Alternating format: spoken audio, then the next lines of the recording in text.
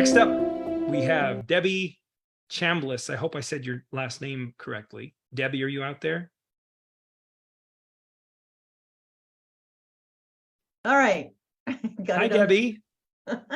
Did I say your last name correctly? You said it exactly right. You said it better than I did when I first got married. That's awesome. Debbie, where are you calling from? I'm in St. Cloud, Florida. It's right outside of Orlando, right near. Oh, good. Okay, very cool. And who was it that shared ER Shred with you? Mimi Terrell. Oh my gosh.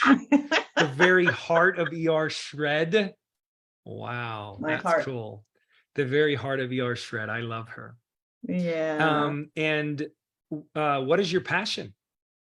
My passion is actually being an advocate for people, for patients and families, because that's what my job is. I'm a nurse practitioner. Oh, very cool. Yeah, I'm familiar with nurse practitioner. That's amazing. Yeah. Nurse practitioners, I didn't know this until a few years ago. And for those of you that don't know, is nurse practitioners they're essentially doctors. They go to the same amount of school. They know the same amount. I think the only difference is they don't prescribe or something like that. But yeah, I have my medical license, so. Yeah, you're amazing. And so I just want to put that out there. Like, you're a medical professional, and I have a lot of respect for nurse practitioners. Well, so yes, tell me this. ER Shred comes into your life. When was that? I'm a newbie, so I appreciate all the things that I'm learning every time I listen to you guys, because I came in August the 2nd. Oh yeah, and this is I'm finishing up my third shred right now. I love that. Okay. So tomorrow is my last day. I'm cleansing today and tomorrow. Tomorrow's my last of my 11-day shred, my third one. So wow, okay. And give us an idea, like, what has transpired in the last the last little while since you've been doing it? Well, I haven't introduced a whole lot, like Leanne was saying. I haven't introduced a whole lot into my diet. I tried after the first shred. I called Mimi. I'm like, okay, I'm done with my 11 days. Now what do I do? Yeah. Do I keep on drinking these shakes? So I was trying to get my, trying to figure out. She goes, now you can start, slowly putting something in. So I thought, instead of starting with cheesecake, I would start with broccoli, because I thought that was probably healthier. Well, that didn't do it. The cheesecake Truthfully, I'd done me better on the cheesecake than the broccoli.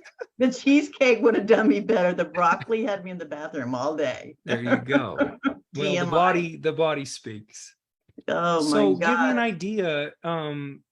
You go on ER Shred, you do one shred. I also want to make everybody out there, I want to, rest assured that, Debbie's basically saying she probably has been foundational baseline shake and stake for 3-4 weeks, whatever it is, 5-6 weeks, whatever it is, it doesn't matter, but it's okay. Like, I mean, we're advocating now that people start out with an initial 3 weeks of foundational baseline shake and stake, even moving into the cleansing component if they choose to. Why? Because we want people to really nail down baseline, because the more you nail it down, the better you'll understand your body's language as you start to reintroduce things. So what kind of results did you see from doing the ER Shred?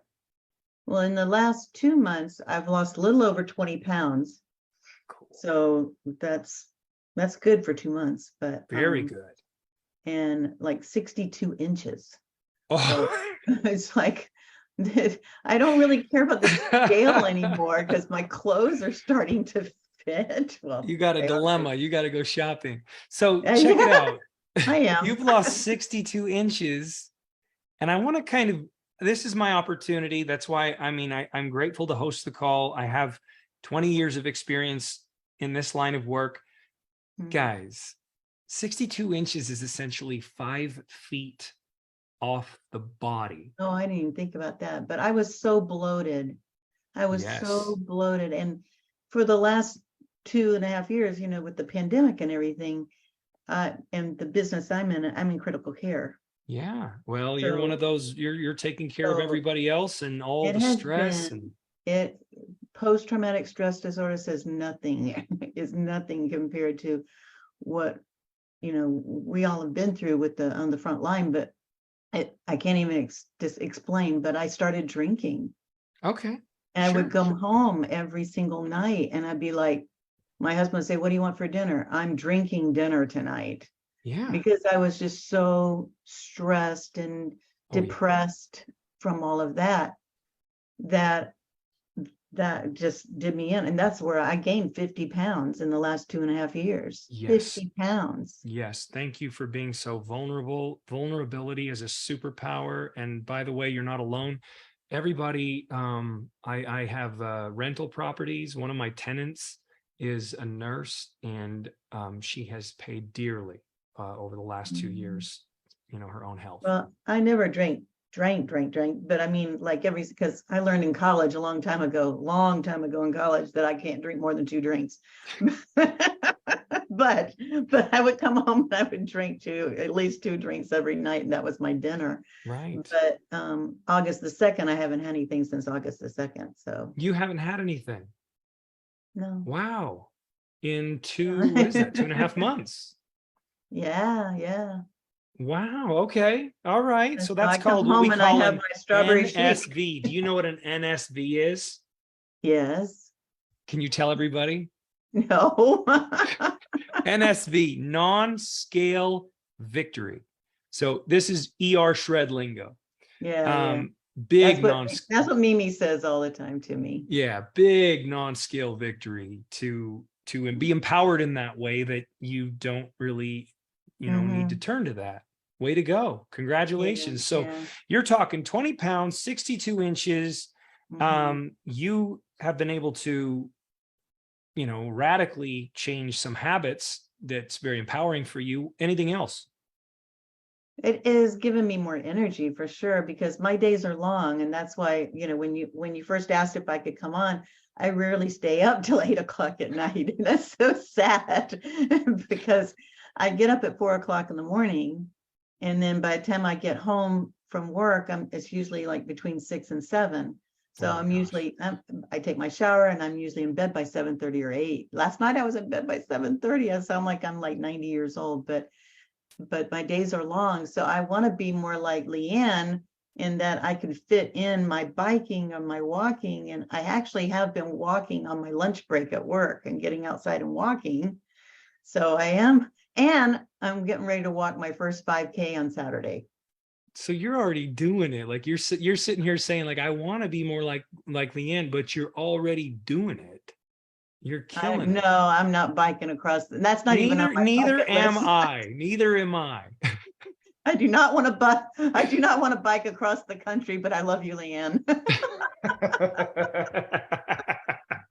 I'd like to go RVing across the country. That's awesome. So this is incredible.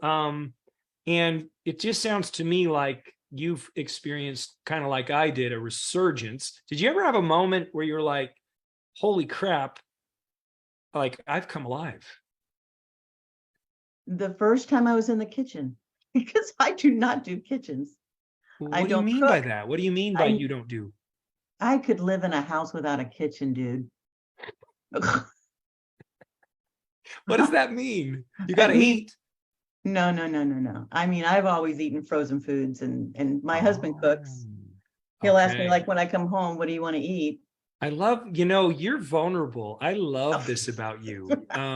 You're an ER shredder, like, because a lot of people that are that way, they don't like to say that. Why? Because they're probably afraid that they'll be judged. But I could actually acknowledge that before ER shred, I didn't cook very much. I cook every single day now. Me. It's really different. I mean, I even learned what a spatula was. Hell. I'm so happy for you. And so have you enjoyed that? I'm not joking. I really don't. I don't know where anything is in the kitchen. So yeah. So has that been a positive? Have you been finding that you're more empowered by, you know, getting your own food, making your own food? Yeah, my husband's impressed too, because I actually clean up after myself. That's so cool. That is so cool. Well, this has been a lot of fun.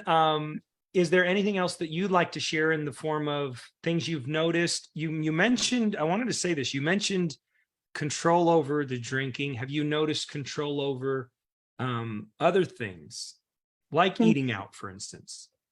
Yeah, now I'm glad you brought that up because I went to visit my daughter for, none of my children or grandchildren live near me. So that's always a trip to have to go to see them. But I went on Grandparents' Day to see my grandchildren in Texas. Yeah. And we went out to dinner to Cheesecake Factory. Yep. Yes. But Right. but I did the Mimi Terrell thing. I call it a Mimi now. She's a verb. I I went and I ordered a burger and bacon, and nothing Yes. on it. And I actually wiped my napkin and wiped everything off on Right. the burger and ate my burger and my bacon. So everything else just stepped aside. So I still stayed on it. Good job. Good So job. And you know and I what? had Truthfully, control. going that route, you probably have more satiation than anybody else at the table. Truthfully. It was great. I Yeah. got to tell you one thing too is I meant to tell you this. A week ago, I fainted at work, Oh, and they made a big deal out of it, and they made me stay overnight. but they were thinking that it was like some kind of neurological or cardiac type of thing, and they worked right. me up for everything. And I kept trying to tell them that I was just tired because I hadn't slept all night. Yes. But they made me. But then one of the girls that I work with, well, she's on this weird diet, so I'm sure it's because of that. And then the doctors went crazy, but they found nothing wrong with me. Okay. I want to speak to that tired. Okay. Last week I had something stressful on my mind. And I woke up in the middle of the night and this thing popped into my head. I had only slept 4 hours, and I try as I might, I could not go back to sleep. The next day, I'm not used to that. Like, I know a lot of people don't sleep a lot, and I feel bad for those people, like my father. I've never had a hard time sleeping. I'm very fortunate that way. But that day was brutal. I mean, really, really hard. And it gave me empathy for people that go without sleep. I couldn't focus. I couldn't function. I got very emotional. It was very strange. That's And exactly what it was. Kept trying to tell them I'm going through a job change. We're trying to sell our house. yeah, And those things in and of itself is a little bit stressful. right. So, I kept trying to tell them it was not that big of a deal, but all my lab work was great. Good. Good. That's great. My friend, thank you so much for coming on. We're so grateful. I wanted to thank you for your, endorsement as a health professional. It actually means a lot that you put your credibility on the line and that you stand behind this, because, we believe in this. We think it's solid. We think scientifically it's rock solid. So when health professionals like yourself come on board and, kind of lend your credibility, means everything to us. Thank you. Yeah, thank you. Thank you for having me and inviting me on. Thank you. Thank you.